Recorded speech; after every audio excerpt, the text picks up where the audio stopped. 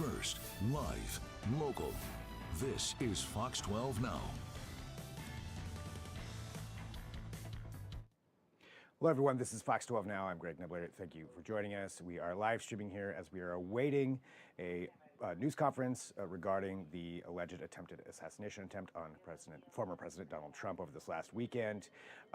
We're waiting right now. As you can see, I've got this pulled up. We're expecting the FBI and the Secret Service at least to address the audience there with answering some more questions and some of those charges that have been filed for Ryan Wesley Ruth in that assassination attempt. So we're going to go ahead and pull this up. We don't know when they're going to start. We know that it's supposed to be imminent, but we want to make sure that it's here for you as soon as they do so. So we'll bring this up right now.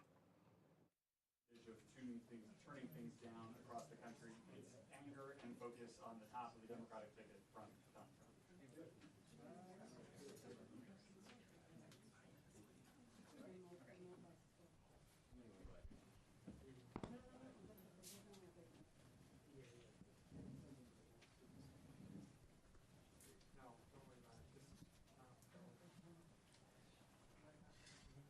In terms of their official public schedule, the answer is no. The campaign's been very clear that Donald Trump's going to continue with his campaign events this week. He's got a town hall in Michigan tomorrow. He's an event tonight at Mar-a-Lago that has nothing to do with the campaign. He's launching a new crypto program just for his own personal brand. All of that is the show must go on. But what changes might be being made to the security posture around some of these events, or how things like the rest of the former president's schedule, like a golf outing, which is typically treated as what we call an OTR movement, a lot less of the visible security preparations, the security screenings, a smaller package of Secret Service and other officials traveling around him. If those changes are being made, we don't know about them yet, and we may not ever be told about them. The Secret Service may simply decide to make those changes unilaterally and quietly.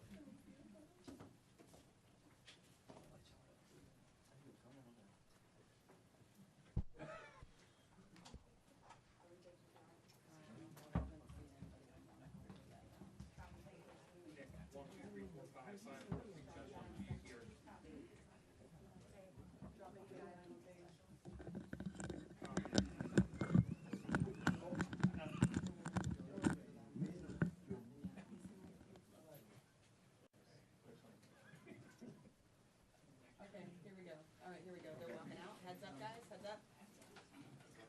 Yep. They're walking in. Check 1, 2, 3, 4, 5, 6, 7, 8, 9, 10. Which we are getting underway. Heads up, so you're not going to hear from me for a while. Here we go, guys. Space yourself like one on one side, one on the other, one on one side of the flag, and one on the other. Okay, now.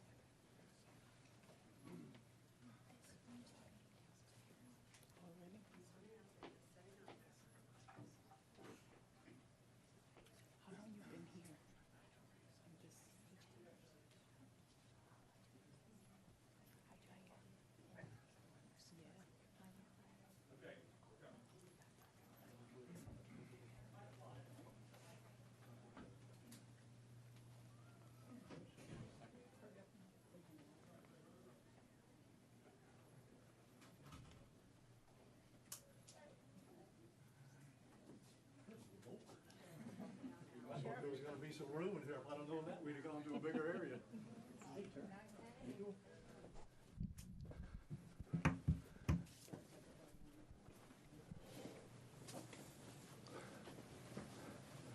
Okay, just a couple little housekeeping things here, in case you haven't been with me at a press conference. We, meaning the gentlemen that are up here, which is the U.S. Attorney, FBI, Secret Service, we're going to give you everything that we have. We're going to give you the latest updates. They're going to tell you what's going on with the investigation, everything. And then we're going to do a limited amount of questions. So make them good, all right? Don't get into what if and all this. Get legitimate questions. We got it? Yes, sir. Okay, everybody ready? Yes, sir. Okay. We're here today to give an update on the investigation in regards to the incident at Trump International. With me is the U.S. Attorney, the FBI, and the Secret Service. Just to give you a little information, as you well know, the road down there on Summit is still blocked off. It will be blocked off probably for the remainder of today and probably a good portion of tomorrow until some of the investigative things need to be done and finished. But we're accommodating people in and out, getting them to the library, getting them to the post office, so the public is not going to be that far inconvenienced. The security level at Mar-a-Lago is the highest it can possibly be now. The road closures are back in place and will remain there. The checkpoints are in place. And my commitment to the Secret Service is to give them every possible resource from PBSO. Once they determine the level of security that they need, they will get all the resources possible. So having said that, I'll let you talk to the U.S. Attorney. Thank you, Sheriff.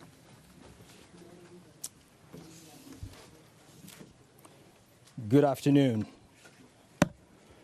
Thank you for joining us today. My name is Mackenzie Lapointe. I am the United States Attorney for the Southern District of Florida. I want to start by expressing my deep gratitude to Sheriff Rick Bradshaw of Palm Beach County Sheriff's Office for hosting today's press conference and for his department's assistance with this matter. I'm truly grateful for your leadership, sir. I'm also pleased to be joined by our partners in federal law enforcement from the FBI and the United States Secret Service, and also from ATF. Joining us today for comments and announcements are Special Agent in Charge Jeffrey B. Veltri of the FBI Miami Field Office, and Acting Director of the U.S. Secret Service, Ron Rowe. I want to also thank the men and women in law enforcement who have been working around the clock in the initial phase of this ongoing investigation. Our partners include federal and local authorities who effectuated the apprehension of the defendant and have aided in ensuring federal charges were filed against him this morning. We're here to announce that Ryan Wesley Routh, 58 years old, of Hawaii, has been charged by a criminal complaint in the Southern District of Florida with firearms offenses related to an incident which occurred yesterday at Trump International Golf Course right here in West Palm Beach. Routh was charged federally with possession of a firearm by a convicted felon and possession and receipt of a firearm with an obliterated serial number. He had his initial appearance today before Magistrate Judge Ryan McCabe in the federal courthouse in West Palm Beach. According to the allegations in the complaint, a U.S. Secret Service agent walking the golf course perimeter saw what appeared to be a rifle poking out of the tree line. After the agent fired a service weapon in the direction of the rifle, a witness saw a man later identified as Routh fleeing the area in the tree line. Routh was later apprehended by officers. Walking the golf course perimeter, saw what appeared to be a rifle poking out of the tree line. After the agent fired a service weapon in the direction of the rifle, a witness saw a man later identified as Routh fleeing the area in the tree line. Routh was later apprehended by officers from the Martin County Sheriff's Office in coordination with the Palm Beach County Sheriff's Office. The complaint alleges that in the area of the tree line from which Routh fled, agents found a digital camera, a backpack, a loaded SKS-style rifle with a scope, and a black plastic bag containing food. The serial number on the rifle was obliterated. According to the complaint, Routh was convicted of felonies in North Carolina in December 2002 and March 2010, and therefore was prohibited from possessing a firearm. The FBI is leading this investigation, this ongoing investigation. As the Attorney General stated earlier today, the FBI is continuing its investigation of this incident as an assassination attempt upon the former president. The investigation remains at its early stages. The entire Justice Department, including the FBI, the United States Attorney's Office for the Southern District of Florida, and the National Security Division are coordinating closely with our law enforcement partners to fully investigate and prosecute this matter. The charges we're announcing reflect the strong collaboration of the agencies represented here. The U.S. Attorney's Office, the Department of Justice, would be unable to carry forth our mission without the invaluable assistance of our federal, state, and local law enforcement partners.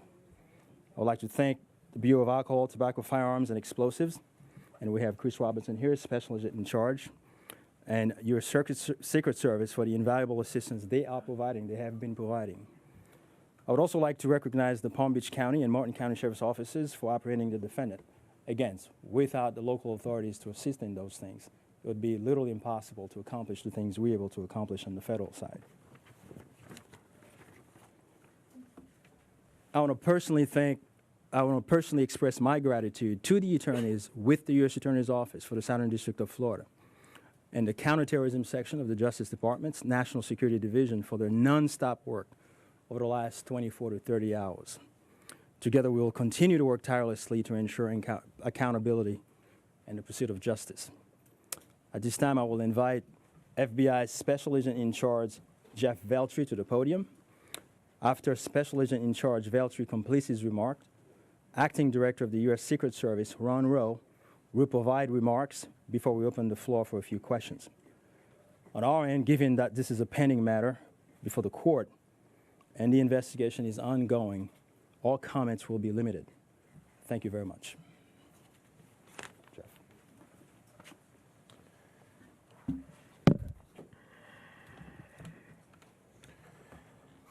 Good afternoon.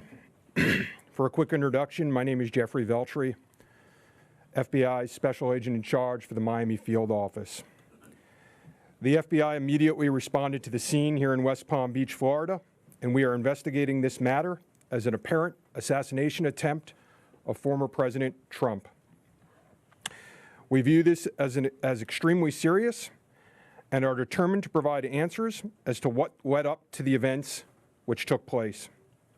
I want to emphasize we're just a little over 24 hours into this investigation, so we're going to provide as much as we can publicly while our investigation is still ongoing. We must also stress that the United States Attorney's Office is pursuing charges, and that limits some of the details that we can discuss publicly. Yesterday afternoon, Martin County Sheriff's Office took custody of Ryan Routh, and he was transported back to Palm Beach County Sheriff's Office. Our FBI agents then attempted to interview him, and he invoked his right to an attorney. In the last 24 hours, the FBI and our partners have been dedicated to investigating the incident and utilizing all available resources. These efforts have included our investigative team and the United States Attorney's Office for the Southern District of Florida, in conjunction with DOJ's National Security Division, are actively working hand in hand to pursue and subsequently execute search warrants. Thus far, the warrants include a video recording device, subjects' cellular devices, a vehicle, and other electronic devices located at previous known addresses. We are coordinating with the United States Secret Service to complete numerous interviews of agents on scene. We have also interviewed 7 civilian witnesses at the scene, and that is just the beginning. Our FBI's Honolulu and Charlotte field offices have initiated interviews of several family members, friends, and former colleagues of the subject. FBI has deployed several specialty teams and assets from FBI headquarters and our lab division in Quantico to include evidence and critical incident response personnel. The evidence response team is collecting and processing multiple evidentiary items. These range from the rifle, which is an SKS model with a scope and obliterated serial numbers, to 2 bags, the subject's electronics, and what appears to be ceramic tiles. DNA has also been collected from those items, which are being sent to Quantico for testing. We will also process the subject's vehicle for evidence. The Cellular Analysis Survey Team, what we refer to as CAST, conducted thorough analysis of the subject's cellular device locations. The CAST analysis aligns with witnesses' account of the subject's presence at the scene both before and around the time of the incident on September 15th. More specifically, we're continuing to conduct analysis and will be compiling the subject's movements in the days and months leading up to September 15th. Cellular data shows that the subject was in the vicinity of the golf course roughly 12 hours before the engagement with the United States Secret Service. Our investigative teams conducted a neighborhood canvass in an effort to collect and obtain relevant video footage. The subject had an active online presence, and we are going through what he posted and any searches he conducted online. In addition, we're going through media reports and public statements he made that he wanted to recruit Afghan soldiers and others to fight for Ukraine. The FBI has sent multiple requests to companies for returns on the subject's phone and social media accounts. We received several returns and are waiting on additional responses from other companies as well. Our investigative team is completing analysis of the returns and actioning leads as needed, and we anticipate continuing until the FBI knows the full totality of the subject's social media presence. By way of his background, in 2002, as the United States Attorney mentioned, the subject was charged and convicted in North Carolina for possession of a weapon of mass destruction. Law enforcement checks also revealed that from 1997 to 2010, the subject had numerous felony charges for stolen goods.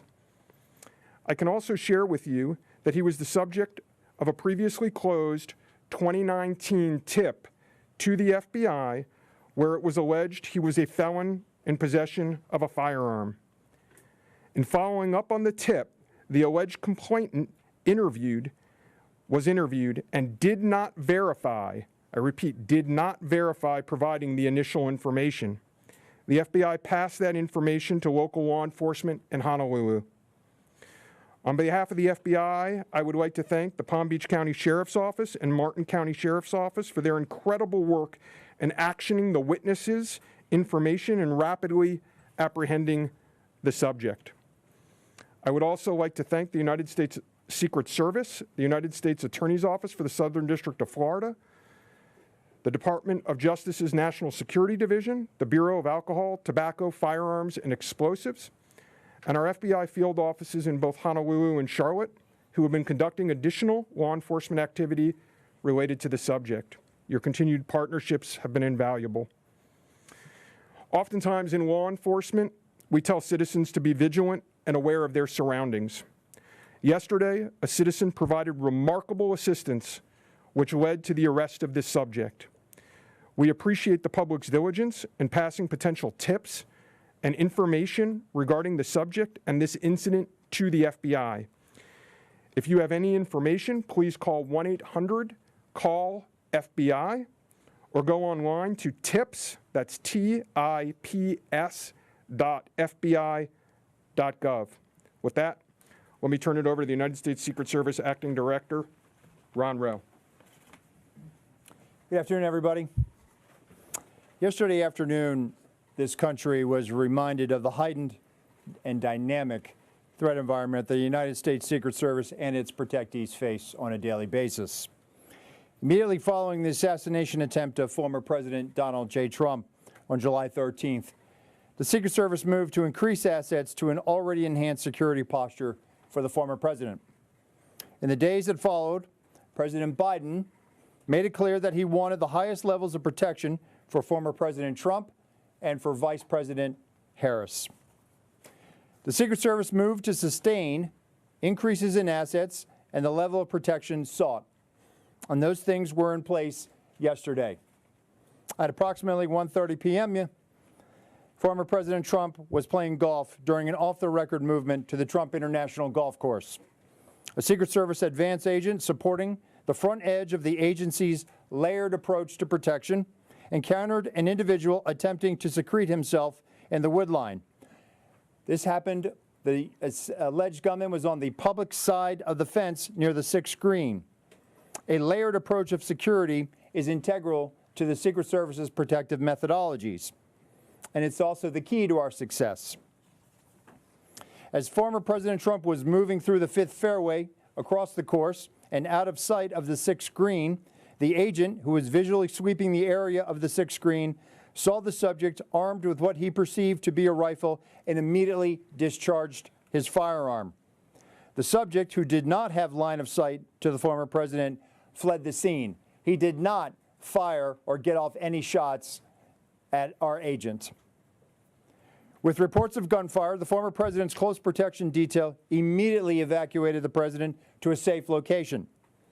The protective methodologies of the Secret Service were effective yesterday.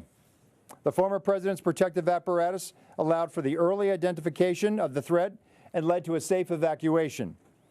The increased assets directed by President Biden were in place yesterday. These included the counter-sniper team elements, counter-surveillance agents on the exterior, counter-assault teams partnered with local tactical assets from the Palm Beach County Sheriff's Office, and counter-unmanned aerial system elements. All of these entities were present yesterday. And while all of these assets were in place, as I've said publicly, we must satisfy the basic requirements of the Secret Service's protective methodologies. In partnership with local law enforcement, we did just that. And the agents' hypervigilance and the detailed swift action was textbook. And I commend them and our partners for an exemplary response in keeping former President Trump safe. And I will tell you, having served in local law enforcement in Palm Beach County, I can state that I am tremendously impressed and appreciative for all of the efforts of the Palm Beach County Sheriff's Office and Sheriff Schneider with the Martin County Sheriff's Office. But what was critical to this was the quick reaction, the response, the hypervigilance of the men and women of the United States Secret Service, who since July 13th have been rising to meet an unprecedented and hyper-dynamic threat environment.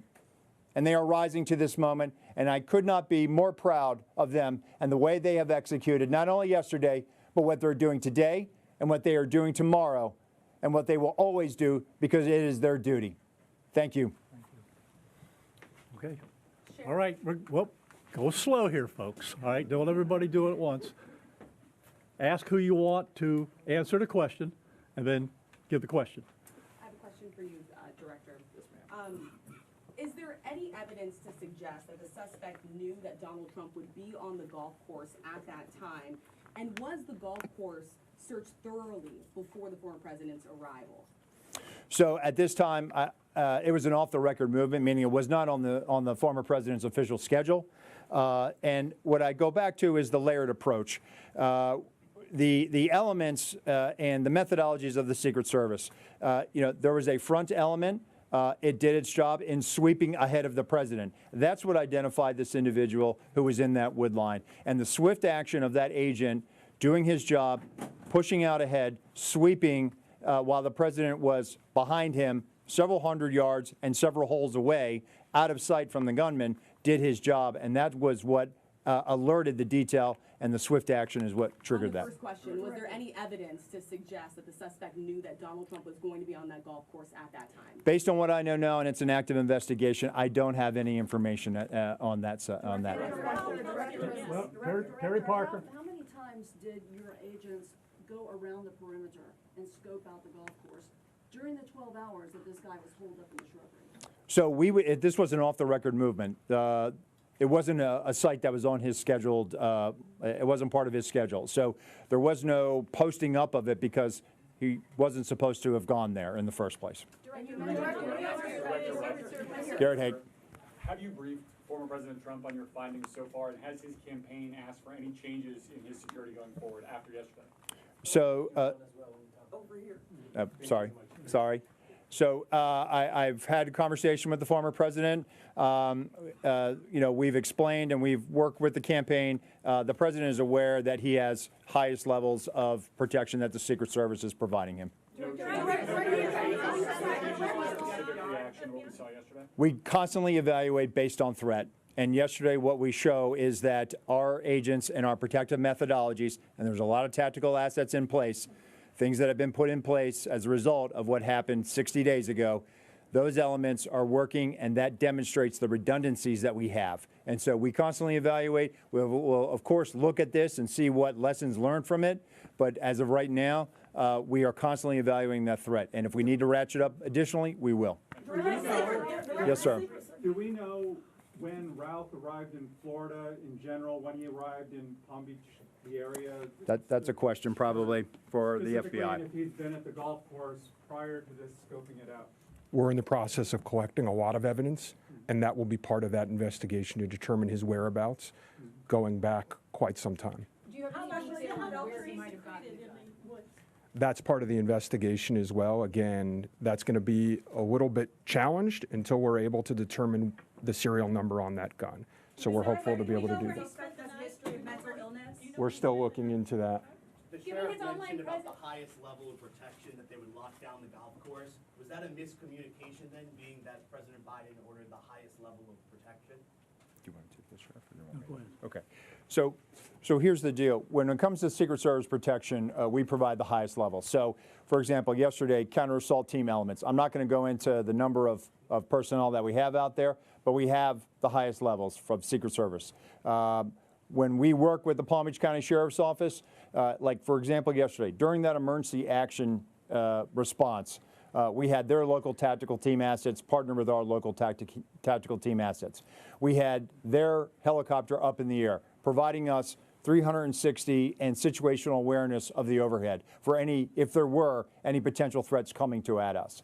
So what we did yesterday was exercise our emergency plan based on the number of tactical assets and the highest level of protection that we are providing.